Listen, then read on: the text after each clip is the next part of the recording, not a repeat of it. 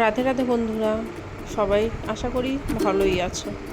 আজকে আরেকটি নতুন ব্লগ নিয়ে চলে এসেছি। আজকে বানাচ্ছি egg roll, chicken egg roll. চলো শুরু করা যাক আজকের রেসিপি। রুটিগুলো প্রথমে সেঁকে নিয়েছি হালকা করে, আর আগেই আমি চিকেনের পুরটা আর স্লাডটা কেটে রেখেছিলাম। চলো এবার শুরু করা যাক। প্রথমে ডিমটা ফাটিয়ে নিলাম, তারপর প্যানটা গরম করে তার মধ্যে তেল দিয়ে ডিমটাকে এবার ভেজে নেব।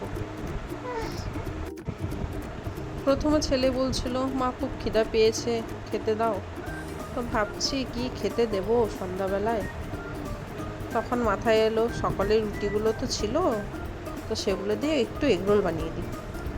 ও মা, যেই চিকেনের পুরটা বানিয়েছি দেখি রুটিগুলো নাকি আমার হাজব্যান্ড সকালেই খেয়ে চলে গেছে। তো এবার কি করব? চিকেনের পুরটাকে নষ্ট করব? আবার আটা মাখলাম, আটা মেখে তারপর রোলটা বানিয়ে দিলাম।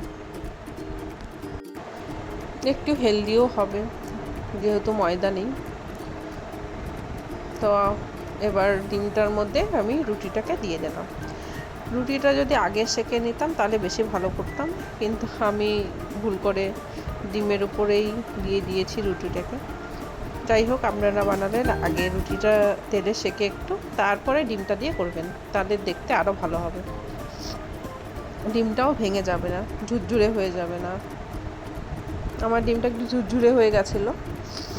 যাই হোক, ফাইনালি রেডি। নামিয়ে এবার এটার মধ্যে দিয়ে দেব চিকেনের পুরটা। এরপরে দিয়ে দেব স্লাড। আর আপনারা যদি সস খেতে ভালোবাসেন তাহলে অবশ্যই সস টস দেবেন। আমার কাছে টমেটো কেচাপই ছিল, তো আমি টমেটো কেচাপই দিয়েছিলাম। আপনারাও বাড়িতে বানিয়ে খেয়ে অবশ্যই কমেন্টে জানাবেন যে কেমন হয়েছে। আমার ছেলে মেয়ের, আমার হাজব্যান্ডের তো খুব ভালো লেগেছে। যাই হোক, কেমন হয়েছে সেটা তো আমি নিজে থেকে বলতে পারবো না।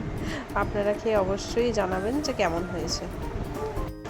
আর সরি যে চিকেনের পুরের রেসিপিটা আপনাদের সাথে শেয়ার করতে পারিনি, কারণ ওটা আমি আগেই করে নিয়েছিলাম, তো সেটা সেই সময়টা ব্লগ বানাতে আমি ভুলে গিয়েছিলাম, মানে ভিডিওটা অন করতে ভুলে গেছিলাম। যাই হোক, একটা কাগজে রোল করে এবার আমি আমার ছেলেকে দিয়ে দেবো খেতে। খুব ইজি আর খুব তাড়াতাড়িও হয়ে যায়। ওর খেয়ে তো খুবই ভালো লেগেছে। যাই হোক, পরে দেখবেন ভিডিওতেই। ভিডিওটি ভালো লাগলে লাইক, কমেন্ট আর শেয়ার অবশ্যই করবেন, আর সাবস্ক্রাইব করে দেবেন প্লিজ।